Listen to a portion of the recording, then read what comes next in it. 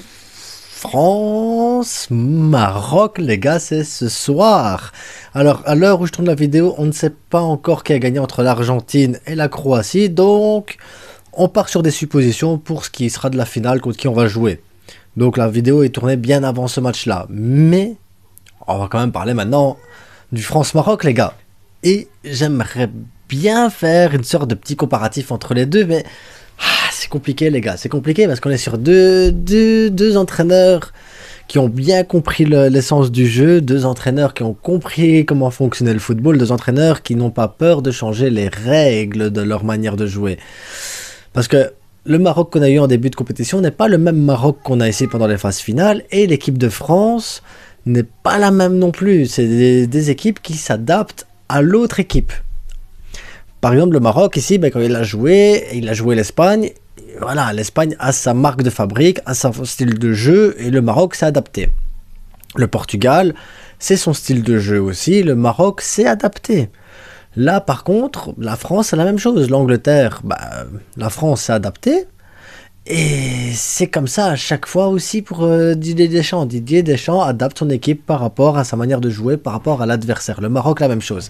Et c'est là que ça va être intéressant comme match. Et comment deux entraîneurs qui s'adaptent à l'adversaire vont devoir s'adapter à un adversaire qui va s'adapter à soi-même. Enfin, je suis en train de me perdre. Tout le monde va s'adapter à tout le monde. Oh, ça va être dur, les gars. Ça va être dur, hein, parce que l'équipe de France, regardez, on va regarder le match contre l'Angleterre. Donc l'équipe de France a aligné un 4-5-1, 4-3-3, je sais pas trop exactement. Mais en tout cas, c'était pas aussi offensif que ce qu'il y avait d'habitude. Donc on avait toujours Dembélé, Mbappé, Giroud, Griezmann, Tchouaméni, Rabiot, et ça sera à mon avis cet effectif-là qu'on va avoir. Koundé à droite, Varane ou pas, Hernandez, Lloris au goal. On va avoir la même chose. Et contre l'Angleterre, la France n'avait que 43% de possession de balle. Ils n'ont fait que 5 tirs cadrés contre 7 et 2 tirs non cadrés contre 4. L'Angleterre a fait plus de passes et tout ça. Voilà. L'Angleterre aurait dû passer devant et l'Angleterre aurait dû gagner si on prend les statistiques globales, les expected goals et tout ça. L'Angleterre était largement devant de base, il aurait dû gagner ce match. Mais le football, c'est pas ça. Le football, c'est une bonne défense, c'est une manière de faire. Kane n'aurait pas dû rater son penalty. Là, on aurait eu un Angleterre-Maroc. Voilà. Là, on a la France, les gars. La France qui, depuis le début de la compétition, est super dangereuse. Une équipe de France qui a des joueurs individuels très bons, les gars.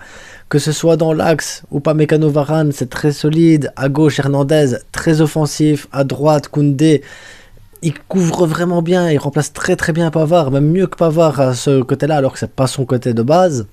Enfin, c'est pas son poste. Le milieu de terrain qui a dû s'adapter pendant cette Coupe du Monde, parce que bon, Rabiot, Tchouaméni, Griezmann, combien de matchs ensemble réellement? Je pense que depuis le début de la Coupe du Monde, c'est les seuls matchs qu'ils ont joué ensemble. Et finalement, ça reste assez cohérent. Dembélé, bon, tu le laisses tout seul dans son coin à droite, il va te faire les différences, il n'y a pas de problème. Mbappé, la même chose à gauche. Et Giroud, il impose réellement de la tête. Maintenant, ce qui me fait dire que le Maroc peut contrer Giroud, c'est qu'ils ont réussi à contrer Cristiano Ronaldo. Dans le même type de registre que Giroud, Cristiano Ronaldo, normalement, est plus fort. Donc, est-ce qu'ils doivent avoir peur? Non. Maintenant, Mbappé, c'est peut-être le joueur qui va peut-être apporter le plus de difficultés au Maroc, tout comme Dembélé, parce qu'il sait faire la différence. Mais on l'a vu, Dembélé, moi je le vois avec Barcelone, suffit de mettre un défenseur et un autre qui vient couvrir derrière, il n'y a pas de souci, il n'y aura pas de souci. Et à droite, et à gauche plutôt, Mbappé, c'est la même chose. Si tu couvres derrière Mbappé, la seule différence, c'est que voilà, si la France décide de jouer offensif et de tenter le tout pour le tout, à ce moment-là, les Ziyech, les Bouffal ne pourront pas sortir comme ils l'ont fait de temps en temps, parce qu'ils seront tellement absorbés par Dembélé et Mbappé que il n'y aura pas ce poids offensif. Donc on va se retrouver avec un Maroc avec un 25% de possession de balle à défendre comme des arracheurs de dents, comme des lions, les gars, et essayer de tout bloquer. Et nous faire un truc comme le Portugal, une action, un but, voilà. Parce que c'est possible. Maintenant, est-ce que ça marcherait à chaque fois? Je ne sais pas. Est-ce que ça irait jusqu'au penalty dans cette position-là? Je ne sais pas non plus. La France, quand même, ils ont aussi des ressources sur le banc, ils ont une profondeur de banc qui est assez importante, donc ça va être compliqué. Donc, c'est ça. Est-ce que Didier Deschamps va se dire non, moi je vais tenter le tout pour le tout, faire l'attaque, parce que de toute façon, le Maroc, si on joue l'attaque, leurs attaquants et tout ça ne pourront pas sortir, parce que justement, ils devront couvrir les deux ailiers qui sont quand même deux fameux ailiers, je pense les deux meilleurs ailiers du monde actuellement.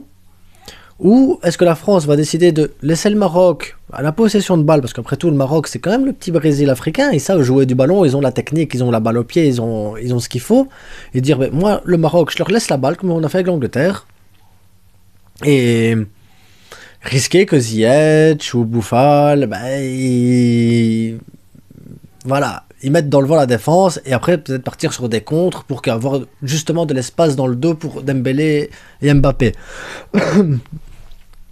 Je serais Didier Deschamps. Moi, c'est ce que je ferais. Je laisserais la balle au Maroc. Parce que c'est dans cette position-là qu'ils ont été les moins bons dans cette compétition. Laisser la balle au Maroc et se dire, bah, faites le jeu. Nous, on va jouer derrière en bloc. Parce que bon, ils ont quand même des super défenseurs en France. Ils ont quand même un bon milieu de terrain. Et puis, partir comme un ressort, paf, en contre. Et avec un mec comme Dembélé, Mbappé... Pour les rattraper, c'est chaud. Hein. Franchement, c'est chaud. Griezmann derrière, il peut te faire tes 10-15 km sur le match, il n'y a pas de problème. Il a les jambes pour, il n'a pas joué avec l'Atlético. Donc voilà. Donc c'est vraiment ça. L'équipe de France, il y a deux possibilités. Ou il joue l'attaque et met la pression sur le Maroc en espérant qu'à un moment donné, il cède. Mais le Maroc n'a cédé qu'une seule fois et ils étaient déjà qualifiés quasiment. Donc c'était bon. Ils s'en foutent. Le Maroc, il encaisse pas, les gars. Et le Maroc marque très peu, mais le Maroc, quand il marque, c'est chirurgical. Donc... Est-ce que Didier Deschamps se dit, ben voilà, on va jouer l'attaque et on va tenter le tout pour le tout, l'attaque, j'ai les ailiers qu'il faut, j'ai les défenseurs qu'il faut, j'ai le milieu de terrain qu'il faut pour justement apporter quelque chose de différent à ce que le Portugal et l'Espagne ont apporté? Ou est-ce qu'il dit, ben c'est quoi, je laisse la balle au Maroc, tant pis, et nous, on part en contre? Et c'est ça le paradoxe, c'est que je n'aime pas ce type de jeu-là. Moi, à la base, j'aime la possession, j'aime le jeu, j'aime le style et tout ça. Mais là, il faut être pragmatique un petit peu, se dire, voilà, cette Coupe du Monde-ci, elle est un peu spéciale. Cette Coupe du Monde-ci, elle ne cherche pas spécialement à montrer un jeu de possession, un jeu technique. Elle montre plutôt à montrer un sens tactique du football. Un sens où on prend pas trop de risques, mais en même temps, on fait ce qu'il faut pour gagner. Et c'est ça, le but de ce tournoi, c'est de le gagner. Donc, je serai Didier Deschamps. Je me mettrai en défense et je laisserai la balle au Maroc. Et si j'étais le Maroc, ben je ferais la même chose. Je laisserais la balle à la France et j'essaierai de partir en contre. Et c'est ça en fait que je vous dis au début de vidéo, c'est qui va s'adapter à qui et qui va faire quoi dans ce match. Parce que c'est vraiment... Ça va vraiment être ça. Quand on prend ici par exemple le match entre le Portugal et le Maroc c'était que 27% de possession de balle. Ils ont fait 3 tirs cadrés. Un but. Le Portugal, ils ont eu 73% de possession de balle pour 3 tirs cadrés seulement. Un peu les mêmes similitudes qu'avec l'Espagne au final. Donc le Maroc peut très bien défendre. Le Maroc aime souffrir. Le Maroc, il n'y a pas de problème. Maintenant, si les Marocains aiment souffrir vraiment en regardant leur équipe, ainsi en se disant on s'en fout tant qu'on va en finale, là, comment ça doit être tendu pour vous les gars. Ça doit être tendu pour vous de regarder les matchs du Maroc. Mais après, quand tu as une défense comme vous l'avez, c'est chaud les gars. Et Amrabat, Amala et Ounahi, ça reste quand même un sacré milieu de terrain inconnu pour moi avant cette Coupe du Monde, mais depuis que cette Coupe du Monde là a commencé, je me dis mais c'est un milieu de terrain de dingue les gars, ils souffrent pour leur équipe, c'est important. En plus quand tu te dis bah, que t'as Hakimi, t'as Ziyech, t'as Bouffal derrière qui peuvent apporter en défense et offensivement, que voilà ça coulisse bien comme ça ainsi, c'est une sacrée équipe les gars, sacrée équipe pour partir en contre. Maintenant vous avez l'équipe qu'il faut pour aussi dominer le jeu, mais je suis pas certain que si vous dominez le jeu contre la France, je suis pas sûr que vous sortirez vainqueur. Et pour moi, le Maroc devrait jouer le même style de jeu qu'il a joué contre le Portugal et l'Espagne s'il veut aller en finale. Maintenant, il y a aussi une chose importante, c'est les statistiques. Les statistiques, là, les pronos et tout ça. Tout le monde est pour dire la France va passer parce que c'est comme ça. Et la France, bah, elle a toujours quasiment gagné contre le Maroc. C'est pas un secret, c'est pas nouveau. Mais la France a tout à perdre. Elle est là la différence. La France a tout à perdre.